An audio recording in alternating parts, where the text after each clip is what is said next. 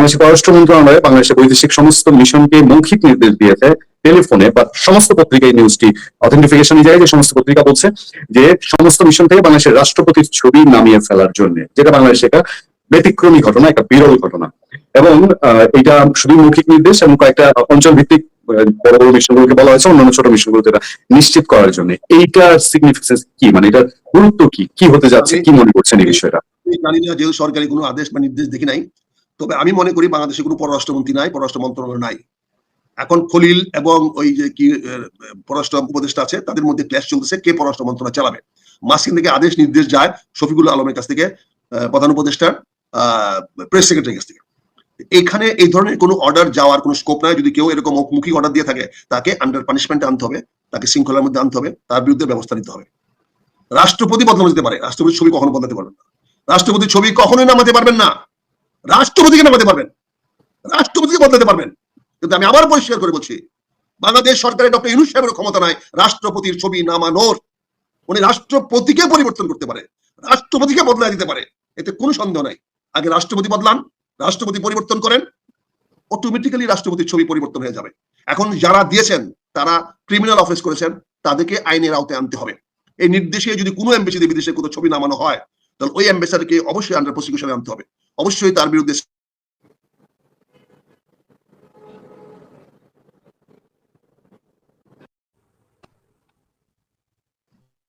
এটা যারা করছেন তারা ডক্টর ইউনূস সাহেবকে কলঙ্কিত করার চেষ্টা করছেন। আপনি জানেন ইতিমধ্যে ডক্টর ইউনূস সাহেব, খলিলরা এবং এই গ্যাংগুলা, শফিকুল আলমের গ্যাংগুলো, এই 8 জন উপদেষ্টা যাদের বিরুদ্ধে দুর্নীতির অভিযোগ আসছে তারা এখন আর প্রধান উপদেষ্টার পক্ষে নাই, কারণ তারা নির্বাচনের বিরোধিতা করার চেষ্টা করছে। প্রধান উপদেষ্টা যে বলিষ্ঠ পদক্ষেপ নিয়েছেন একটা সুষ্ঠু নির্বাচন দিয়ে ক্ষমতা হস্তান্তর করবেন, সেটা যাতে বিঘ্নিত হয় সেই চেষ্টা উনি করতেছেন। কাজে এটা তারই অংশ। কাজে আমি পরিষ্কার বলতে চাই এতে ডক্টর ইউনূসের ইমেজ এবং তার অবস্থানকে কলঙ্কিত করা হচ্ছে। আমার মনে হয় ডক্টর ইউনূস এগুলো কান দিবেন না। দেশ নির্বাচনের দিকে যাচ্ছে, ইনশাল্লাহ নির্বাচন হয়ে গেলে পরে সকল সমস্যার সমাধান হয়ে যাবে। এই সমস্ত রিমার্ক ছড়াই লাভ নাই। আমি পরিষ্কার বলে দিতে চাই ডক্টর ইউনূস নির্বাচনের পরে আগামী দিনে প্রধানমন্ত্রী হবে, এটা লিখে রাখেন আমার কাছ থেকে। নির্বাচনের পরে যেই পার্টি জয়লাভ করুক, এনসিপি করলো, জামাত করলো, বিএনপি করলো, যেই রাজনৈতিক দল জয়লাভ করুক না কেন, পরবর্তী 5 বছরের জন্য রাষ্ট্রপতির আল্লাহ রহমতে প্রধানমন্ত্রী থাকবেন ডক্টর ইউনূস সাহেব। প্রধানমন্ত্রী থাকবেন।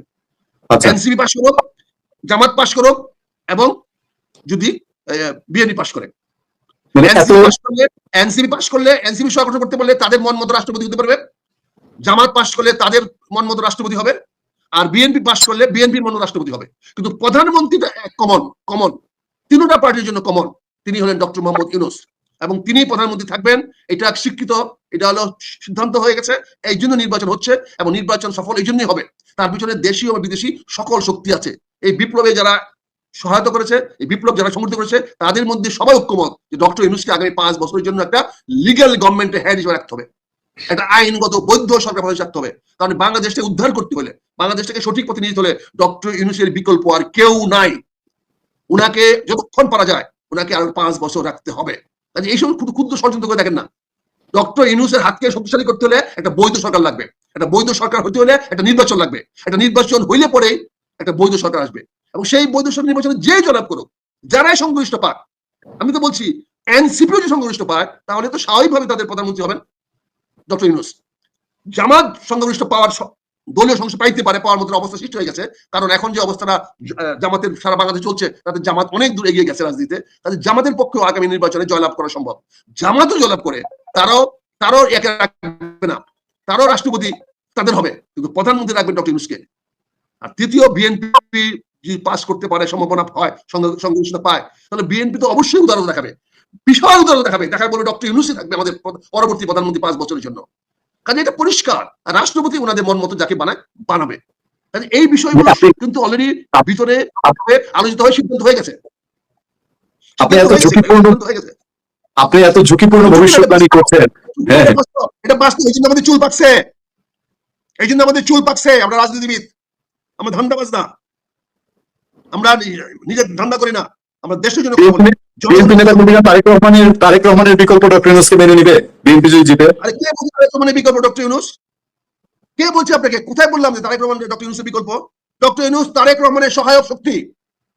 তারেক রহমান তাকে একজন মুরব্বী হিসাবে গ্রহণ করবেন, একজন সহায়ক শক্তি, বিকল্প না।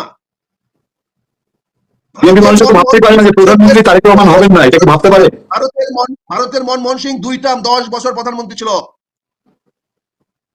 সে সোনিয়া গান্ধীর বিকল্প ছিল না। সে ওই যে ভারতের রাজীব গান্ধী ছিল কি নাম, ওই রাহুল গান্ধীর বিকল্প না, তাদের সহায়ক শক্তি ছিল। ইনশাল্লাহ আগামী দিনের বাংলাদেশের রাজনীতিতে ডক্টর ইউনূস হবেন সকল শক্তির সহায়ক পক্ষ। সকল শক্তিকে নিয়ে উনি বাংলাদেশকে সুন্দর দিকে নিয়ে যাবেন, এবং এটাই জনগণের প্রত্যাশা, এটাই মানুষ চায়। কোন অবস্থাতেই ডক্টর ইউনূস তারেক রহমান সাহেবের বিকল্প নন, দেশমাতা খালেদা জিয়ার বিকল্প নন। তাদের সহায়ক শক্তি, তাদের একজন বন্ধু, একজন হিতৈষী, এবং এই দায়িত্বটাই তারেক রহমান দেখাই দিবেন বাংলাদেশের মানুষকে যে উনি দেশকে ভালোবাসেন, জনগণকে ভালোবাসেন। উনি ব্যক্তির চেয়ে দেশের চেয়ে জনগণের অধিকার বেশি দেন।